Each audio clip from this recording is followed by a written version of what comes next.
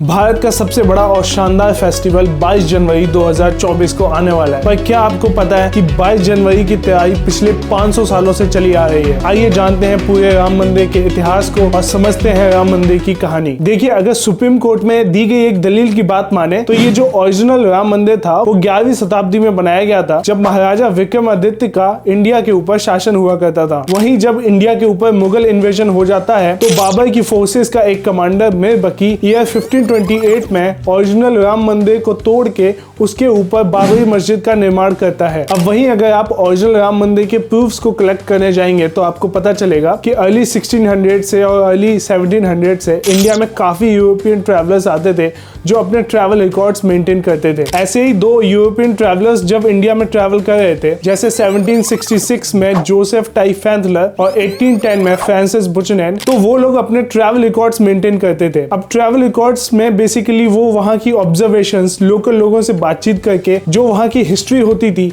या वहाँ पे जो चीजें हो रही हैं उसको वो मेंटेन करते थे। जब उनके ट्रैवल रिकॉर्ड्स को देखा गया तो उनको पता चला कि उन ट्रैवल रिकॉर्ड्स में भी ऐसा लिखा हुआ था कि ये जो बाबरी मस्जिद है उसको राम मंदिर को तोड़ के ही बनाया गया है। वहीं श्री राम मंदिर की टाइमलाइन में अगर हम थोड़ा आगे बढ़े तो हम पहुंचते हैं ईयर 1853 में। ये ऐसा ईयर था जब पहली बार अयोध्या में बाबरी मस्जिद की वजह से कॉम्युनल क्लैशेस होना चालू हो गए हिंदुओं और मुस्लिमों के बीच में। तो उस टाइम पे गवर्न करने वाली ईस्ट इंडिया कंपनी के लिए ये एक बड़ी प्रॉब्लम बनती जा रही थी, ये जो लड़ाइयाँ हो रही थी हिंदुओं और मुस्लिमों के बीच में।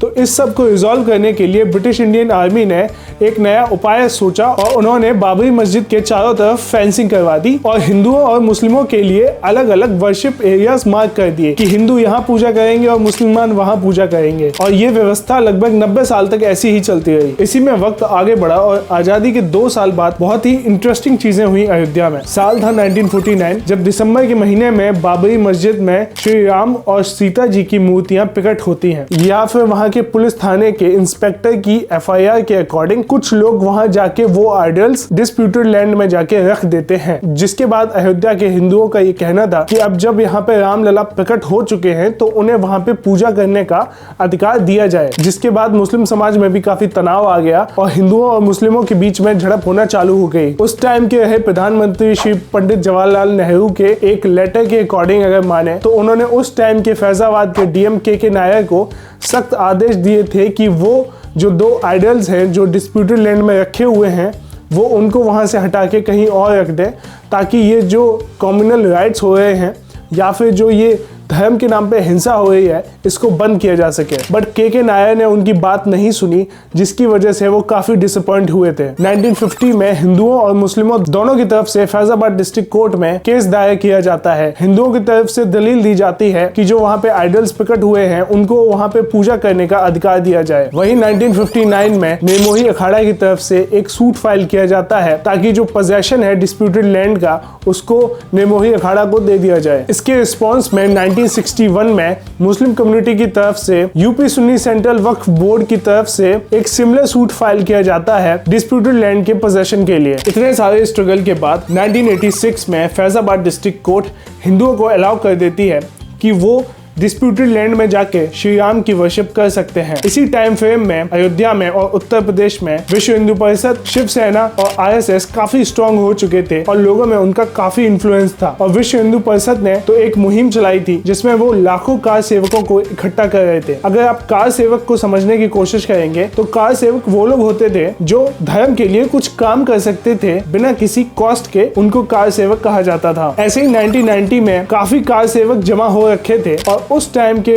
मुख्यमंत्री को लॉ एंड ऑर्डर बिगड़ न जाए इस डर की वजह से और निहत्थे कार सेवकों पे फायरिंग कर दी गई, जिसकी वजह से ऑफिशियल रिकॉर्ड में लगभग 16 लोग मरे। बट विश्व हिंदू परिषद की माने तो लगभग 100 से ज्यादा कार सेवकों की उसमें मृत्यु हुई थी। 1990 के फायरिंग इंसिडेंट के बाद कार सेवक काफी गुस्से में थे और काफी ऑफेंडेड थे इस बात से कि निहत्थे कार सेवकों पे पुलिस के द्वारा फायरिंग करवा दी गई, जिसकी वजह से काफी लोगों की जान चली गई। वहीं 1992 में LK आडवाणी और मुरली मनोहर जोशी के द्वारा रथ यात्रा निकाली जा रही थी, जिसमें काफी कार सेवक शामिल थे और उसका नतीजा ये हुआ जो डिस्प्यूटेड लैंड पे विवादित ढांचा बना हुआ था उसको कार सेवक डिमोलिश कर देते हैं। अब देखिए 1993 में जो विवादित ढांचा डिमोलिश किया गया, उसके बाद दोनों धर्म के लोगों में काफी झड़प हुई और दोनों धर्म के लोगों में काफी तनाव आ गया, जिसको देखते हुए 1993 में एक नया एक्ट पास किया गया जिसका नाम था acquisition of certain areas with in Ayodhya act. इस एक्ट के तहत जो राम जन्मभूमि की जो जमीन थी उसको सेंट्रल गवर्नमेंट को सौंप दिया गया, जिसको 2002 में इलाहाबाद हाई कोर्ट में चैलेंज किया गया इस्माइल फारूकी के द्वारा। जब ये केस 2002 में इलाहाबाद हाई कोर्ट के पास पहुंचा तो इस लैंड का ऑनर कौन है, इस बात पे काफी जंग छिड़ गई, जिसके लिए इलाहाबाद हाई कोर्ट ने एक आर्कियोलॉजिकल सर्वे का आदेश दिया। ये सर्वे के मोहम्मद ने 2003 में कंप्लीट किया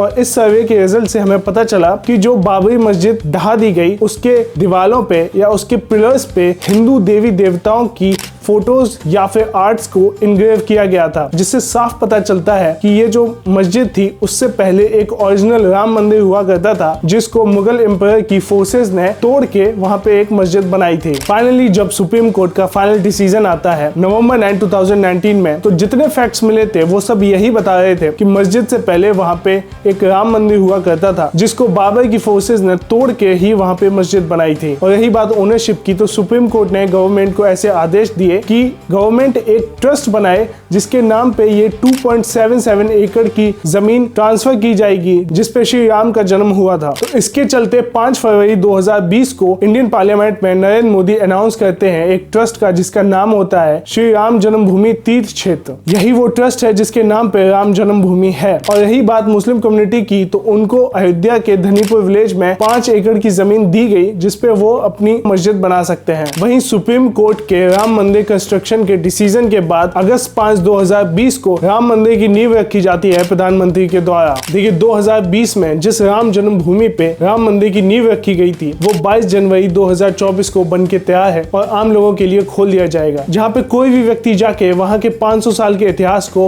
महसूस कर सकता है और सोच सकता है कि सत्य को कभी पराजित नहीं किया जा सकता। देखिए 22 जनवरी 2024 के राम मंदिर के ओपनिंग फंक्शन के लिए हर फील्ड के प्रोमिनेंट लीडर्स को इन्विटेशन गया है। वहीं पे अपोजिशन पार्टीज के लीडर्स को भी इन्विटेशन भेजा गया, जिसको कुछ लीडर्स ने ये कह के इन्विटेशन डिक्लाइन कर दिया कि वहां पे बहुत ज्यादा पॉलिटिक्स हो रही है या फिर उस फंक्शन को बहुत ज्यादा पॉलिटिकल कर दिया है, इसलिए वहां पे नहीं जाएंगे। मतलब मुझे समझ नहीं आता है कि देश के कल्चर में एक इतना बड़ा पार्ट जुड़ने जा रहा है, वहां पे अगर एक प्राइम मिनिस्टर के होने से चीजें पॉलिटिकल हो जाएंगी तो ये आर्ग्यूमेंट मुझे थोड़ा सा वीक लगता है। और लास्ट में ये वीडियो खत्म करने से पहले मैं एक बार उन लोगों को भी ये बताना चाहता हूँ जो हमेशा ये बोलते हैं कि मंदिर नहीं बनाना था, वहां पे कोई स्कूल बना देते या हॉस्पिटल बना देते या फिर लोगों को रोजगार दे देते, अनएम्प्लॉयमेंट इतना है ये वो। तो अगर आपको थोड़ा भी समझ आता है तो एक मंदिर के बनने की वजह से इंडिया जैसी कंट्री में जहाँ पे रिलीजन इतना बड़ा रोल प्ले करती है देश की इकोनॉमी में, तो आपको पता होता कि जब से राम मंदिर बनने का सिर्फ डिसीजन आया है तब से पूरे अयोध्या में कंस्ट्रक्शन कंपनीज लगी हुई हैं इंफ्रास्ट्रक्चर डेवलप करने के लिए, फिर चाहे वो होटल्स हो